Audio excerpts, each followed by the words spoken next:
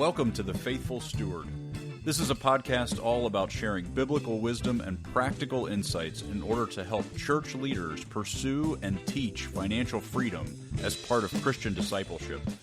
We believe this is a spiritual conversation, and this is a place where the church needs to lead the way in order to move our communities forward in how we steward God's resources. I'm your host, James Lenhoff, and I am so passionate about this conversation and helping leaders have the confidence to step into it. We believe that if we help people thrive financially and grow spiritually, it changes everything. And I am so excited to join you on this journey. This podcast is brought to you by Good Sense. If you'd like more information about what we're up to, you can go to our website at goodsensemovement.org. All right, let's get started with today's conversation. Well, today I want to talk about something that honestly our entire economy is built on in many ways in this country. In the U.S., we are big fans of accumulating and consuming things. We want to build up and have more and more stuff, and we want to consume more and more entertainment, more and more material possessions. By some estimates, 80% of our national GDP is rooted in consumption. It is a big, big part of what we experience every day, and it's generally rooted in this idea that more is better. That if we just have more, we'll somehow get to a place of satisfaction, of a sense of being filled, of contentment. And ironically, this lure of more is a perpetual force that continues to pull us further and further away from the things that matter. All of the marketing messaging, all of the ads that we see, whether we're scrolling or we're watching them on TV, they're aimed at convincing us that we would be happier if we had more. Whether that's newer technology, or it's more clothing, or it's newer cars, or newer houses. We are constantly attracted to what's different, and we end up accumulating stuff at unbelievable levels here in the U.S. Just in this country, as we continue to be overcrowded with stuff, the self-storage industry in the U.S. took in $39 billion with a B in 2023 alone. We accumulate stuff, and then we need more space to put that stuff while we're not using it. And the truth is, a lot of it just sits there and rots. It never gets used. We just get it, and then we keep it and we hoard it, and we just end up piling it in more and more storage areas because we don't know what to do with all of our stuff. And so I know this is kind of a bummer of a way to start the conversation, but I think it's an important discussion for us to have at the beginning of the year here, because we are going to continue to be lured by more. And that lure of more is a slow creeping kind of drift that doesn't just rip our attention away. It just kind of over time, we end up in situations where we are serving all of the stuff that we have. We end up spending lots and lots of time taking care of our stuff, finding a place to put our stuff, shopping for more stuff. And that is a cycle that I think leads to accumulating more debt, because we keep using money we don't have to buy more stuff because it makes us feel good for a second. It leads to a lack of stewardship of resources because we have all of these things that we're not using. And if we're not using them, why do we have them? We should either give them away or we should find a use for them. And instead, we just pile them somewhere, assuming eventually we will want to have them. We will be glad that we have them, so we'll just keep them. And I don't really think that that is helping us to be in a healthy mindset, because it crowds our thoughts, it crowds our time, it crowds all of our attention. And we want to get to a place where we are free of some of that noise. And in January here, as we're getting started with this year, it's a great time for us to be thinking about these things and talking about them as families, as couples, as communities. How do we start to break this cycle? And just to kind of give us some background on why this cycle is so addictive, there's this concept in psychology called hedonic adaptation. It's a really fancy way of saying we get used to the stuff that we have, and so it loses value. We experience newness. Things that we're used to, that we're familiar with, become less and less valuable. And you've experienced this. Whatever the most recent technology purchases that you made, let's say it's your phone. If you have a cell phone that has some cool whiz-bang features, at the beginning of that experience, you're excited about those new features. But over time, as you get more and more familiar with it, it's just your phone. You don't really think of it as exciting or interesting anymore. It's more utilitarian. And it's the next phone, the new version that has the new features, that gets exciting again.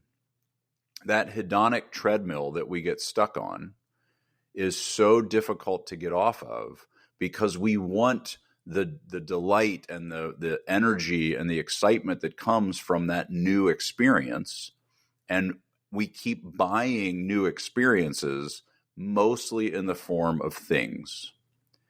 And so I don't mean to say that we should all just immediately become minimalists, but I do want to at least call out that Jesus is very clear in his conversations, in his parables around money, that this is a problem, that this consistent pursuit of more is difficult. When he talks about the parable of the soils, he calls out specifically that the cares of this world and the deceitfulness of wealth choke out the seed as it grows.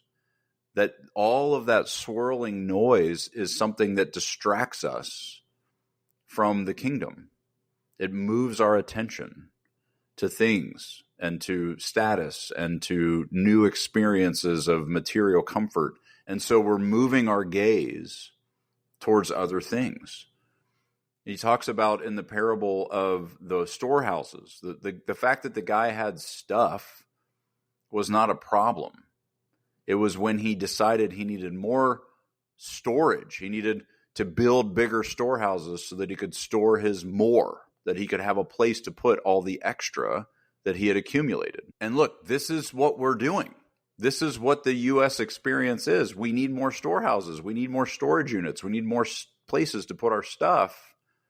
And that is when we've tripped into an excess that is more about self-indulgence, more about selfishness than it is about honoring God with his resources. And so we need to find that balance where we have stuff. It's great to have things that we're delighted in and that we enjoy, but we want to make sure we're not over accumulating and that lure of more, that hedonic treadmill, doesn't continue to pull us along blindly, spending more money, accumulating more debt in order to buy more experiences, to medicate, to feel better, to be excited about something because we're bored or whatever the case may be. This is the challenge of all of us, I think, in America. We are in a place that is wildly wealthy and has the highest level of material comfort of any country on the planet. And that material comfort comes in the form of more and more experience of that comfort. And the problem becomes this law of diminishing effect, diminishing benefit. We get so used to the stuff that we have, and when we buy things that are new but still really familiar, the jolt that we get gets lower and lower. The satisfaction that we get momentarily gets weaker and weaker. We're constantly needing more of that same material experience drug, so to speak, in order to feel what we used to feel when we were younger. When we think back to our younger selves, we were happy with much, much less. More often than not, as I talk to people who are in their 40s and 50s and 60s, they look back to when they were in their 20s and they have a very clear recollection of how little it took to make them happy, to give them a sense of satisfaction, to feel delight. But we do get used to more and more material comfort, and that design for the marketing agencies to tell us we need more, is constantly pulling us along to the point where we finally pop up at some point and realize, I never wanted all this stuff. I never wanted to have to manage all these moving parts. I didn't want this complexity. And so in my mind, it's less about minimalism, which is an interesting movement, to say the least. This idea of intentionally trying to have as little stuff as possible. It's an interesting idea if it's something that you're fascinated by. I've done a lot of reading around it, and I do find it really compelling. But it's compelling mostly in its simplicity. And that is where I think we should be aiming. As we think about our faithful stewardship, our material experience, to the degree that we can maintain a level of simplicity, I think it keeps our minds free from that distraction, from that noise. The more complicated, the more moving parts we have, the more stuff we have to manage and deal with, the more distracted we are and the less capable we are to be responsive in the moment, to feel confident that we can be generous, because we're stuck in noise and worry and anxiety over all the things we're trying to accomplish or buy, or over all the things we already have and what it takes to keep them up and running. Those are the challenges that I think minimalism solves, but I don't think we have to be minimalists in order to achieve simplicity. I think simplicity is a beautiful target. And so as we are mapping out 2025 now, as families, as couples, start to have this conversation of what can we simplify? Where can we purge complexity? Where do we have lots of stuff that we don't need, that we don't use? Can we start to clear out some of that mental noise and create capacity for us to be more present, less anxious, less concerned about trying to track down all this stuff? And that really is a valuable goal to move us along on our faithful stewardship. And one of the things that I think about there is really this idea of addition by subtraction. Rather than additive, whenever we're buying a new thing or we're spending money on a new experience, we should be thinking about what we're going to give up in return. In order to keep things simple, we don't want more. We want the same level. It can be new, but if it's new, that means it's replacing something that's old. We start to trade things in rather than just adding to the pile. The more that the pile continues to accumulate, the more management that it takes, and the more that it overwhelms us. So if you walk into your closet, for example, and you've just got stuff everywhere, even if you're not aware of it, your mind is racing with all of that overwhelm. Whether it's because it's hard to choose what you're going to wear, or it's simply because it feels messy or cluttered. Simplicity says we can have really nice things, but we should have an intentional thought around how many of those things we have.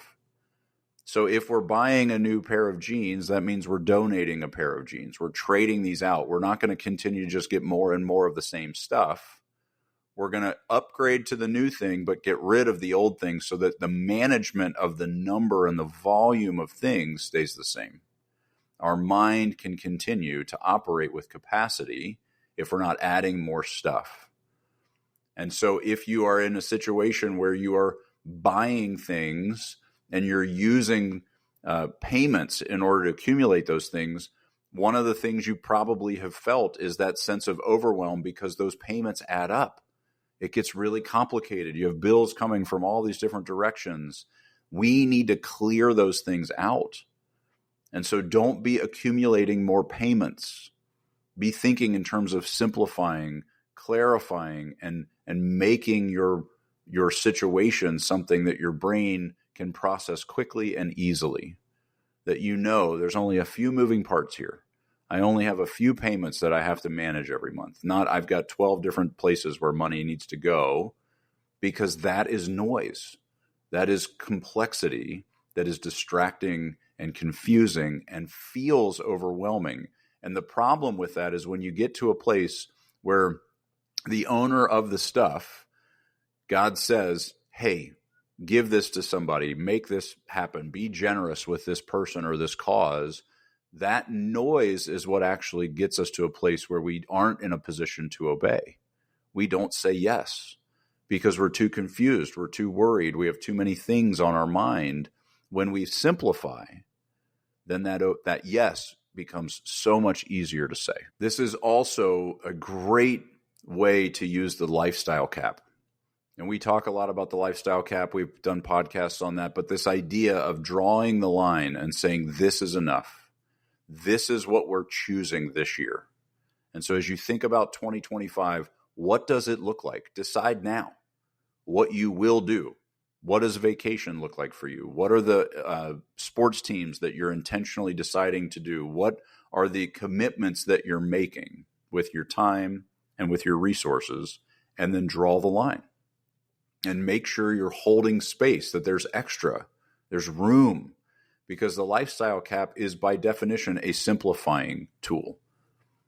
We always could spend more, do more, give ourselves more commitments to chase after. But if we draw the line, then we get to recover some of that capacity. And that is what allows us to feel the peace and the sense of confidence, because we know there's extra room. We know there's extra resources. We know there's extra time. And so we don't feel like we're going to miss out or we're going to fail or we can't give any of ourselves away because we don't have any extra.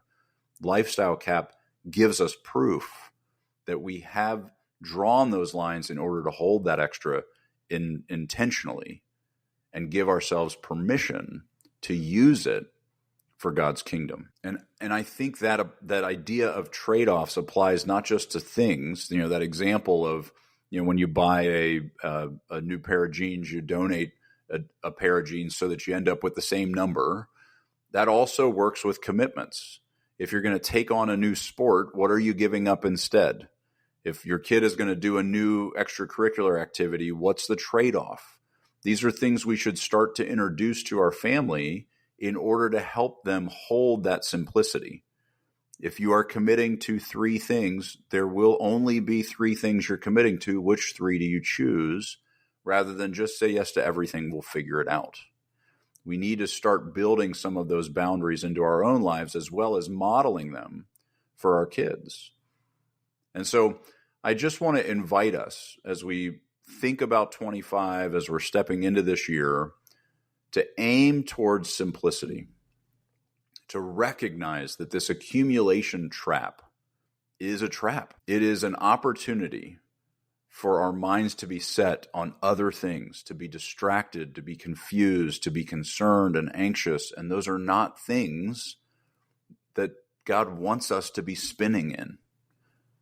And so one of the most valuable ways for us to ensure that we don't get stuck in that trap is by aiming for simplicity and deciding ahead of time where we're drawing lines and establishing boundaries in order for our lives to feel simple and steady and confident.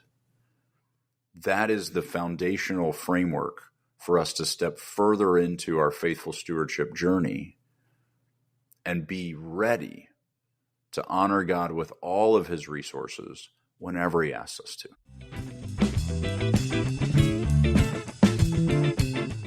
Well, thank you so much for listening to the Faithful Steward podcast. Be sure to check out the show notes for links and other information that we mentioned in today's episode. Also, be sure to check out our website at goodsensemovement.org to get all the resources we offer churches to help equip them in teaching financial stewardship to their community. If you have any questions or any topics you want to make sure we cover on our show, you can email me at jameslenhoff@goodsensemovement.org. I'd love to hear from you.